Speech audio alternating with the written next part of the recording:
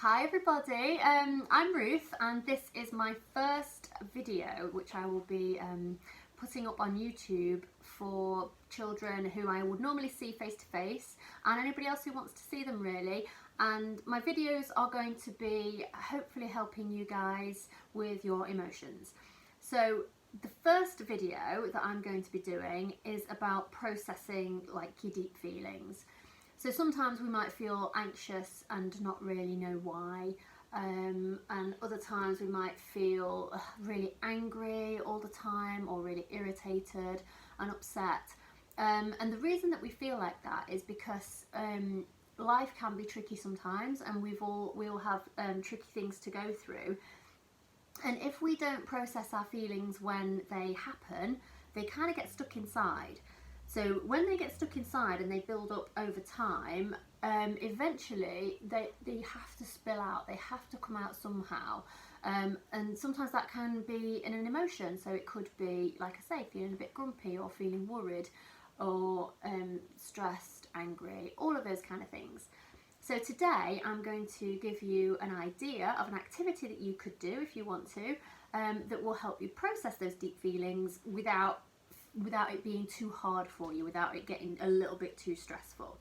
So what I've done and what you guys can do is I've collected 5 random objects from my house.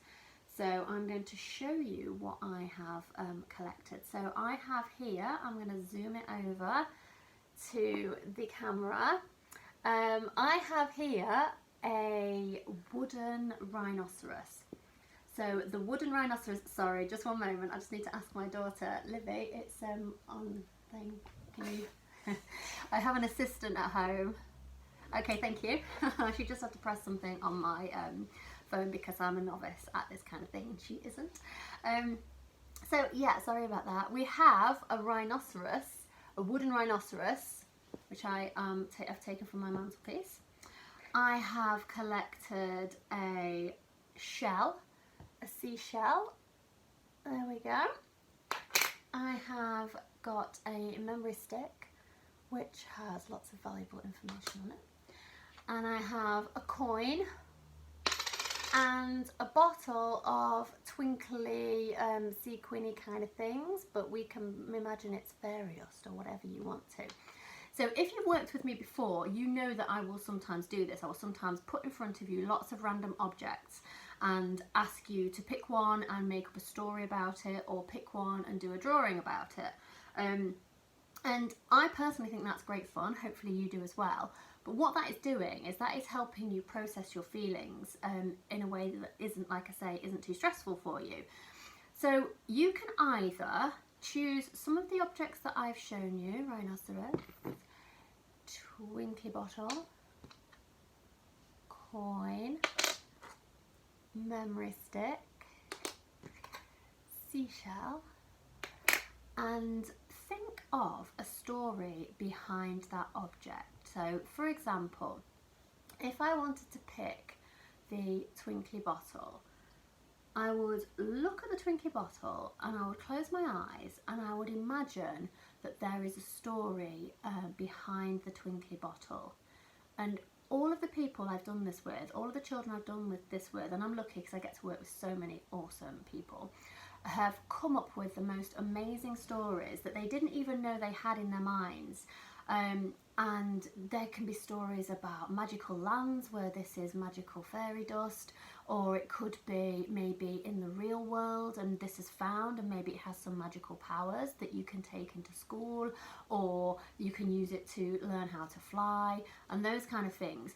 But the rule about this is that there are no rules, so you can imagine anything. So close your eyes and think to yourself, what is the story behind this object?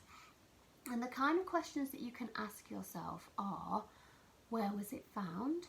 And if you want to, if it's your thing, you can write these down now, questions to ask yourself. Where was it found? Who found it? What were they doing when they found it? What was their life like? Maybe a little girl was wandering down the street one day and found this hidden under a bush or something. and they took it out and they didn't think anything of it, and then maybe put it in their pocket. And then maybe later that day, they realised that they could read people's minds. So you can basically be as creative as you want with these stories. You can ask yourself, what kind of world was it found in? And you might want to draw some pictures that go with your story. You might want to draw a picture of the object that you've chosen, and you might want to draw a picture of where it was found. And what kind of world is it? Is it a peaceful world? Is it a world where there are lots of, I don't know, dangerous creatures like dragons, or fierce monsters that are living in that world? Really imagine the kind of story that is attached to your object. And an imagination is a brilliant tool, if you like, for feeling good. So if you use your imagination regularly, you can heal. You just heal on the inside. So when you're being creative, when you're drawing or painting or making or writing or singing, and you're doing all of those things that come from your imagination, you're fixing your feelings, and it's a wonderful, wonderful thing to do. So that is your first activity. I hope you enjoy it, and I cannot wait to see you guys again so that you can show me what you've done. You can show me your drawings and your paintings and your stories. You tell your parents or whoever's looking after you at home, tell them what kind of stories you've made up, and I can't wait to see you again. One thing you can do, instead of using the objects that I've given to you, you can go and collect some objects from your own house, and you can do it as many times as you want with as many different things as you like. Okay guys, I hope you're all well, and I will see you very soon. Bye.